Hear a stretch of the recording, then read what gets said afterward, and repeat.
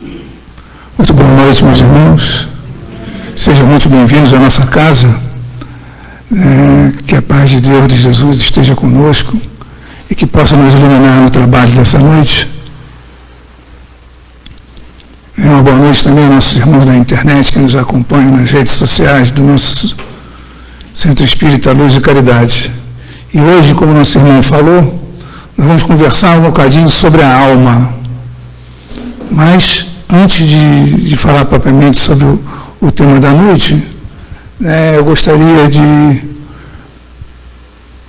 parabenizar, talvez seja essa palavra, os meus irmãos que estão aqui presentes, os que estão nos assistindo na internet, porque numa noite como essa, o frio, já temos bastante frio aqui em Florianópolis, e as pessoas poderiam estar em qualquer outro lugar, resolveram estar aqui, ou estão em casa assistindo a nossa conversa dessa noite.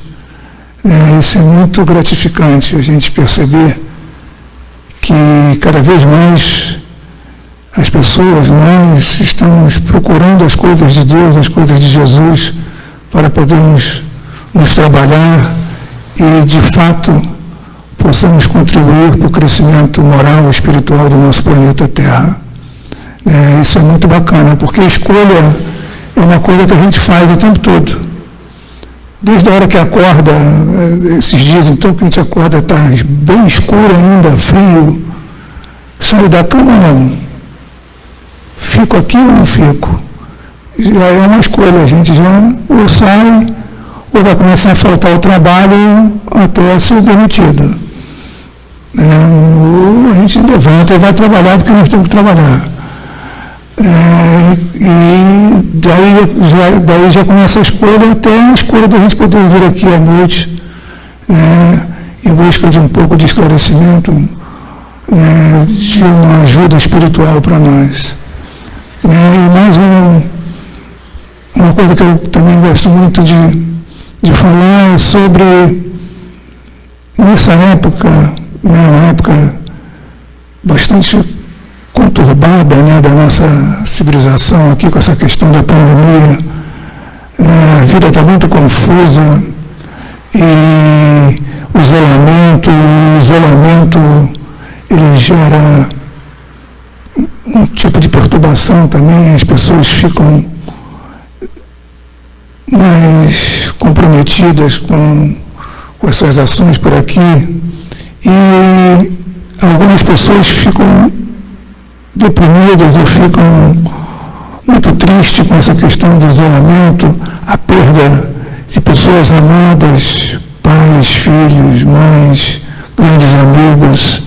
Então, meus irmãos, não se acalmem, conversem, falem com alguém, procurem alguém. Não deixe essa dor tomar uma proporção gigantesca, onde a gente tem grande dificuldade de lidar com essas coisas. É uma grande coisa, uma grande saída, uma grande obra que já acontece há muitos e muitos anos. É o CVV, ligação 188 de qualquer telefone, a qualquer hora do dia, 24 horas por dia, de graça. No mínimo lá você vai encontrar alguém disposto a lhe ouvir, sempre. É uma grande saída para quem está muito triste. Sem falar de nós aqui na Casa Espírita, dos nossos irmãos, familiares, mas é muito bom a gente procurar alguém e ter a ajuda de alguém.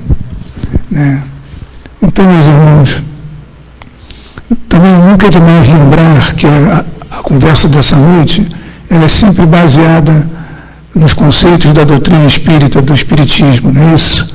Então, Kardec nos trouxe com o espiritismo 5 coisas fundamentais, e algumas delas eu falarei hoje aqui, que é a existência de Deus, a existência dos espíritos, a possibilidade de comunicação entre encarnados e desencarnados, a multiplicidade das existências, ou seja, a reencarnação, e a pluralidade dos mundos habitados. Kardec também, nos seus 5 principais livros do Pentateuco Kardeciano, ele também nos mostra o Espiritismo como ciência, filosofia e religião. Então, falar de alma né? É muito interessante porque alma é uma palavra que quer expressar, quer dizer muitas coisas. Né? Quando eu falo alma, as pessoas podem entender coisas muito diferentes daquela que eu estou querendo falar. Né? Do mesmo jeito que vocês sabem que logo bem no iníciozinho, na introdução do Livro dos Espíritos, de 1857, o primeiro livro de Kardec, ele teve que lançar mão de uma palavra nova que não existia, que era Espiritismo.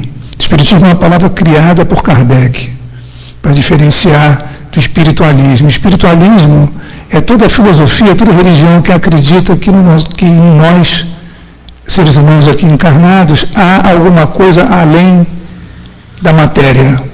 Aquele que, de alguma maneira, acredita que nós, após o fenômeno da morte, nós continuaremos a existir de alguma maneira, ele é um espiritualista. Então, o espírita é um espiritualista, o católico, o muçulmano, o budista, o umbandista, candomblessista, quem acredita na vida após a morte, na continuação após a morte, ele é um espiritualista.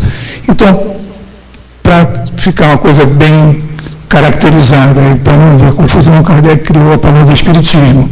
Da mesma forma, no mesmo livro, ele vai desenvolver alguns pensamentos sobre a alma, o que é a alma. Então, ele vai explicar lá na introdução do Livro dos Espíritos, né, que eu falei, de 1857, ele vai dizer, primeiramente, que para alguns a alma é um princípio de vida material, orgânica.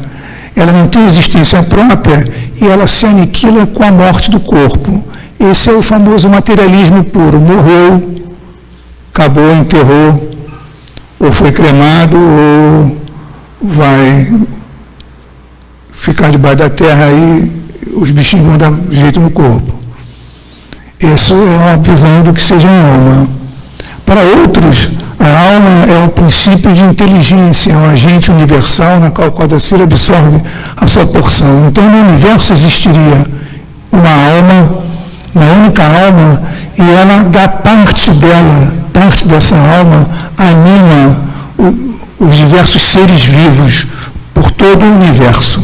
Então, cada um retém um pedacinho dessa centelha e, ao desencarnar, o que acontece? Essa centelha volta a esse Deus, né? Volta e se funde a esse Deus.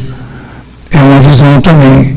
Ela é diferente da visão anterior, materialista pura, porque ela enxerga em nós algo além da matéria, né? Além simplesmente do nosso corpo. Mas, se a gente analisar bem, é quase como se morresse. Porque se a gente volta a uma situação em que a gente não tem individualidade, não tem nada, é igual à morte absoluta, porque não temos consciência, não temos nada. Isso seria simplesmente uma variante daquilo que nós conhecemos como panteísmo. É uma das variantes dele. E tem um outro grupo, um terceiro grupo, que Kardec analisa, que ele fala da alma, que esse grupo enxerga a alma como um ser moral, um ser distinto, independente da matéria e que conserva a sua individualidade após a morte. Aqui a alma ela é a causa, ela não é um efeito.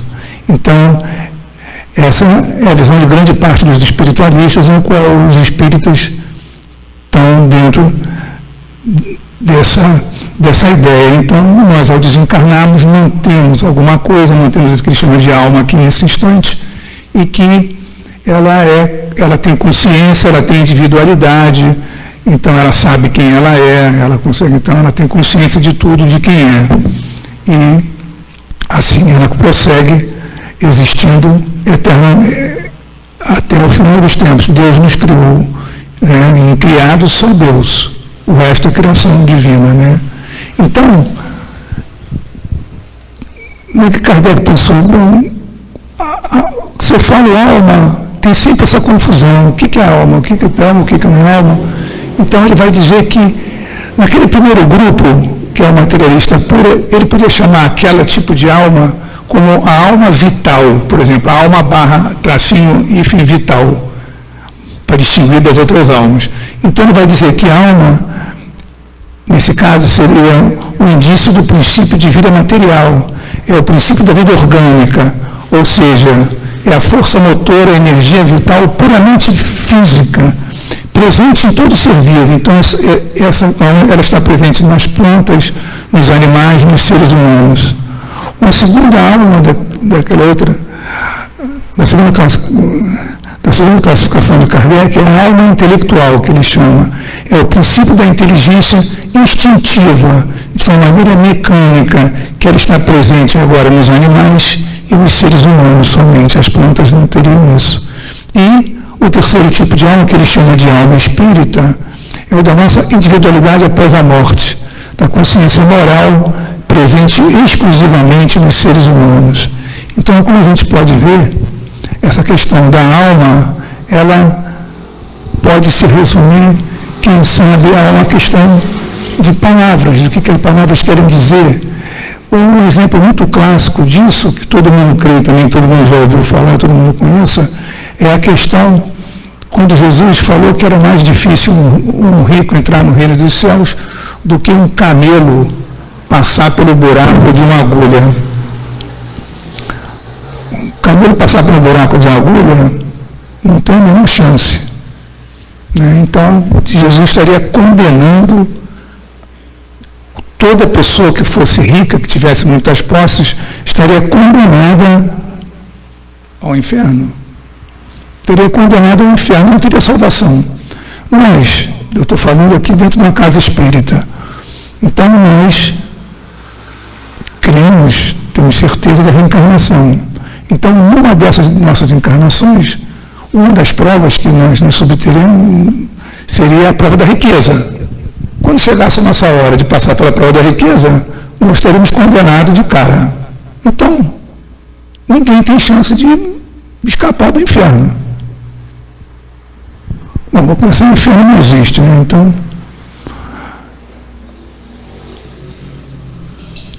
a questão da corda do camelo, né, os especialistas explicam que a corda, antigamente, era feita pelo pano do camelo. O aramaico é uma língua muito pobre se comparada ao português. No português nós temos essa confusão também de uma palavra que quer dizer muitas coisas, como a própria alma.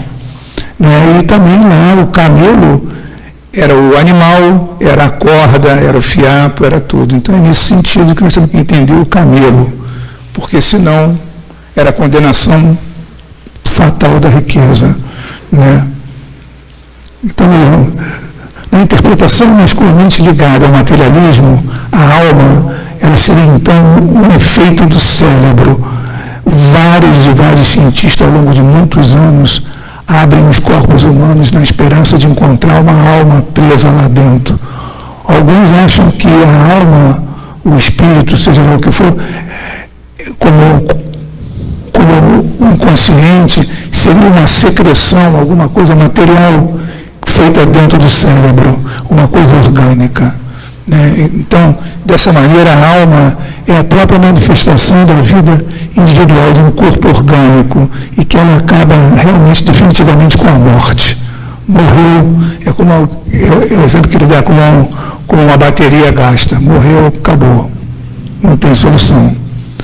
Mas, mesmo assim, imagina, essa acepção de morreu, acabou, há pouco tempo ela era bastante forte, ela era bastante defendida, principalmente no mundo acadêmico, né, no mundo dos cientistas, dos intelectuais.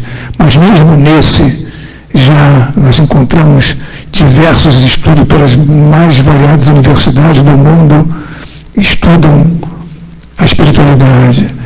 As grandes faculdades estadunidenses de medicina já incluem em suas grades matérias sobre espiritualidade, sobre espiritualismo, sobre a força que a espiritualidade tem em relação à saúde das pessoas. Isso é fundamental. Sem falar de que o próprio sonambulismo, a mediunidade que é praticada em todos os centros espíritas que nós estamos cansados de ver, elas são provas cabais, entre outras, de que existe algo além do corpo, né? E também tem uns que dizem que a existência do espírito isso é um problema exclusivo da religião e da filosofia, e que as ciências não têm nada a ver com isso, que ciência não tem que estudar negócio de espírito, não tem nada mais. A ciência, como eu disse, que procuram encontrar fisicamente um espírito ou coisas que o valham, eles, tanto um contra o outro, religiosos ou espíritos, eles vêm tentando comprovar cientificamente a existência do espírito. Isso nunca foi comprovado, nem que tenha, nem que não tenha. Então, um impasse fica colocado. Né? Para a psicologia, para a neurociência, por exemplo, eles consideram que a alma é um simples agente ativo da vida, das percepções sensoriais das pessoas, também alguma coisa feita pelo próprio cérebro, então uma coisa orgânica. E Kardec, lá no Livro dos Espíritos, ele vai nos dizer como ele encara a questão da ciência tentando comprovar a existência dos espíritos. Então eu vou abrir aspas para Kardec quando ele diz que as ciências gerais se fundamentam nas propriedades da matéria que se pode experimentar e manipular livremente. Aqui agora estou falando, aqueles experimentos de química que a gente faz, se a gente juntar cloro com sódio, o famoso cloreto de sódio, nós vamos fazer sal, aquele sal de cozinha está lá. Se a gente juntar 2 moléculas de hidrogênio com de oxigênio, vai sair água. A água ferve a 100 graus aqui ao nível do mar. Se a gente subir muito, vai ferver, mas isso a gente repete sempre. As coisas da química, as coisas da física, a lei de gravidade, se eu jogar alguma coisa para o alto aqui, ela vai cair. Então isso se repete, a ciência com isso ela se dá muito bem, mas fora disso, não. Então, voltando ao Kardec, ele diz que os fenômenos dos espíritos se apoiam na ação de inteligências dotadas de vontade própria e que nos provam a cada instante que não estão subordinadas aos nossos caprichos. Portanto, as observações não podem ser feitas da mesma forma que a ciência, né? É isso que ele está falando. Requerem condições especiais e outro ponto de partida. A ciência propriamente dita, como ciência, é incompetente para se pronunciar na questão do espiritismo. Não tem que se ocupar com isso, e qualquer que seja o seu julgamento, favorável ou não, nenhum peso poderá ter. Fecha aspas. Kardec falando no Livro dos Espíritos, na introdução, no item número 7.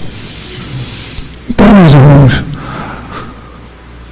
para a ciência tentar explicar como é que nós vamos obrigar um espírito a se manifestar? Ninguém obriga um espírito a se manifestar, isso é impossível, porque ele tem livre-arbítrio, ele tem vontade, por mais que a gente queira, como o Chico Xavier falou, quando a gente quer falar com alguém que já desencarnou, o telefone toca de lá para cá, não toca daqui para lá, não adianta querer chamar, porque não é assim que a coisa funciona. Então não é como fazer experimentos na física ou na química, por exemplo, isso não vai funcionar para o espiritismo. Mas, de qualquer maneira, muitas publicações de caráter científico, como eu falei, têm sido eventualmente apresentadas a respeito da demonstração da existência do espírito, da alma, como queiram. Como eu falei da última vez que eu estive aqui, nas experiências de quase morte, as famosas EQMs, as regressões de memória, isso tudo prova, eles dão prova cabaz da existência do espírito. O espírito se manifesta de uma maneira que fica só por negação sistemática que a gente consegue negar a existência dos espíritos. Como eu falei da outra vez, o Dr. Ian Stevenson, um psiquiatra canadense, ele catalogou 2.600 exemplos de reencarnação lá nos Estados Unidos e no Canadá. O Dr. Barnegin, em 25 anos, mais de 1.100 casos de lembranças de reencarnação de vida passada, e assim sucessivamente. Voltando então ao Livro dos Espíritos, de 1857, na segunda parte, tem uma pergunta simples e direta de Kardec, a pergunta 134. Ele pergunta: o que é alma? E os espíritos dão uma resposta também muito simples, muito tranquila. É um espírito encarnado. Então, a alma é um espírito encarnado. E na pergunta 134A, Kardec pergunta: o que era a alma antes de unir-se ao corpo? E eles respondem simplesmente: o espírito. Então, o que é a alma? A alma é um espírito encarnado. Então, o que ele era antes de encarnar, ele era um espírito. E aí, na pergunta 135, Kardec pergunta: não há outras coisas além da alma, do espírito e do corpo? Sim, responde os espíritos, há um laço que liga a alma ao corpo. Esse é o laço perispírito. Onde vai perguntar qual é a natureza desse laço, então, que une o corpo ao espírito. É um laço sem material, quer dizer, um meio termo entre a natureza do espírito e do corpo. E isso é necessário para que eles possam se comunicar. É por meio desse laço que o espírito age sobre a matéria e vice-versa.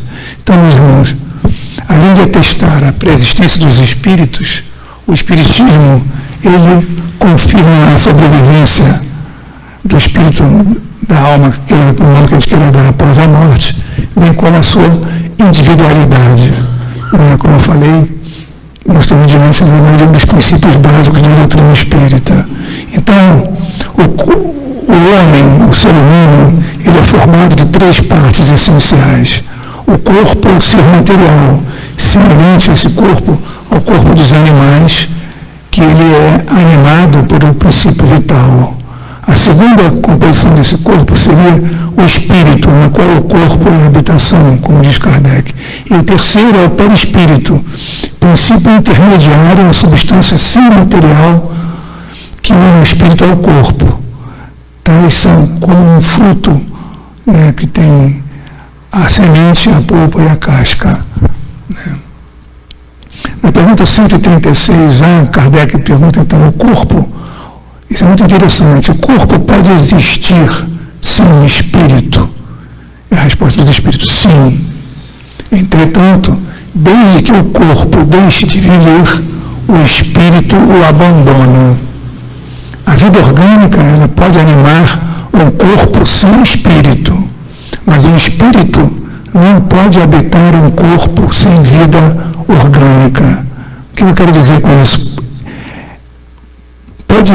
Pode acontecer de nascer uma criança que não tem nenhum espírito ligado àquele corpo. O corpo é uma mera vida física. Isso acontece. É raro, mas isso pode acontecer. Então, esse corpo, ele está vivo, biologicamente ele está vivo, mas não tem nenhum espírito não. É um monte de carne que não tem sentido nenhum. Nós não podemos dizer que ele seja um homem na acepção da palavra, um ser humano. Mas, ao contrário, não. Se o corpo humano, físico, morre, o espírito não fica ligado a ele sob hipótese nenhuma. Morreu, o espírito se separa do corpo físico. É isso que ele está falando aqui. Então, na 136B, na pergunta, ele diz: o que seria o nosso corpo se não tivesse espírito? Uma massa de carne sem inteligência. Tudo o que quiser, menos um homem. Na pergunta 149, então, ele pergunta lá: em que se transforma a alma no instante da morte? E o Espírito responde: a alma volta a ser espírito, como ele falou lá no início. Ou seja, retorna ao mundo dos espíritos que ela havia deixado temporariamente. Então, na pergunta 150, Kardec pergunta: a alma conserva a sua individualidade após a morte? Sim, não a perde jamais, porque senão nós voltaríamos lá no panteísmo, não teria sentido viver. O que seria ela se não a conservasse? Então, voltando bastante lá no Livro dos Espíritos, na pergunta 23, Kardec agora perguntou lá na pergunta 23, então bem antes, na 134. O que é espírito? Ele é o princípio inteligente do universo. Então, o espírito, ele é a individualização ou a humanização do princípio inteligente do universo, segundo a doutrina espírita. Na pergunta 27, Kardec pergunta: haveria assim 2 elementos gerais do universo, a matéria e o espírito? Sim, acima de ambos Deus. Então, no universo existem 3 coisas basicamente: Deus, espírito e matéria. Isso é o que constitui todo o universo. Então, dando um salto aqui, porque minha hora já está quase chegando. No livro agora, O que é o Espiritismo, nós estamos falando do Livro dos Espíritos, no livro O que é o Espiritismo, agora de 1859, no capítulo 2º, nos itens 9, 10 e 14. Lá Kardec volta a explicar e falar sobre o espírito e sobre a alma. Então, ele nos diz que as palavras alma e espíritos são no uso comum e diferentemente empregadas. Então, tem hora que a gente fala alma como se estivesse falando de espírito, fala espírito como se estivesse falando alma, e assim a gente consegue tranquilamente conversar e as pessoas entendem. Então, eles são de uso comum e diferentemente empregadas uma pela outra. É a figura que consiste quando a gente diz que uma cidade ela é habitada por tantas almas, ou uma vila é composta por tantas casas. Assim a gente toma parte pelo todo. Assim a gente costuma confundir às vezes alma e espírito. Então, quando falar de alma e espírito, o que é a alma? Então, como nós vimos, a alma é um espírito encarnado, enquanto está animando um corpo. Após a morte, ele não é mais alma, mas um espírito. Então, o espírito humano, ele é o ponto mais alto da evolução espiritual dos seres na Terra ou em outros planetas semelhantes à Terra com o mesmo nível de evolução. E lá na Revista Espírita, um outro livro de Kardec, no ano 7 da Revista Espírita, ou seja, 1864, nós vamos encontrar também Kardec mais uma vez falando sobre a alma e sobre o espírito. Então, ele diz que nas manifestações espíritas, quando a gente vê um espírito, na verdade, não é o espírito que nós estamos vendo aqui, ninguém vê espírito. Nós vemos o perispírito, é isso que ele diz, nós não vemos os espíritos. O espírito, então, nós temos, lembra que eu falei que nós temos três coisas? Espírito, perispírito e o corpo, quando nós estamos encarnados. Quando nós estamos desencarnados, nós temos espírito e perispírito. O perispírito é o que molda, é a forma que dá essa forma que a gente tem aqui, cabeça, tronco, membro, duas pernas, dois braços, duas orelhas. Então, isso quem dá isso é o perispírito. O perispírito forma isso. O espírito não tem essa forma. Essa forma é dada pelo perispírito. Então, quando a gente vê um espírito, não estamos vendo propriamente um espírito, nós estamos vendo o perispírito que dá aquela forma. Isso Kardec vai nos explicar. Né? Então, meus irmãos, eu espero não ter os confundido muito, né, sobre essa questão do espírito. É uma questão de palavra, uma questão de... Mas eu queria que meus irmãos, como essa conversa nossa fica gravada, ou vocês podem me perguntar em qualquer momento, em qualquer oportunidade, estamos aqui reunidos, eu falei do Livro dos Espíritos, na segunda parte do capítulo 2, falei do Livro dos Espíritos na introdução, falei do que é o Espiritismo no capítulo 2, nos itens 9, 10 e 14, e na Revista Espírita de 1864. Todas essas obras de Kardec. Então, eu ficaria muito encantado se meus irmãos, ao saíssem daqui, chegassem em casa hoje, amanhã ou depois, fossem consultar esses livros de Kardec, no mínimo para ver se aquele maluco lá falou as coisas certas. Né? Para ver se ele não falou muita besteira. Né? Porque essa é uma das coisas que nos torna espírita. É estudar. Estudar, estudar. Espírita, amai-vos e instruí-vos, não é essa a questão? Então é isso que nós precisamos fazer. Então, para saber se aquilo que eu falei aqui não é uma grande besteira, se vocês pudessem estudar, era uma boa coisa. Então a questão é, leia Kardec, estude Kardec, medite Kardec, e dessa forma nós poderemos, baseado na luz que os Espíritos luminosos nos dão, entender Jesus, o Cristo de Deus. Uma boa noite, obrigado pela paciência de vocês mais uma vez de me aturar, e dê uma verificada lá nisso tudo que eu falei. Fiquem com Deus, meus irmãos. Uma ótima noite a todos.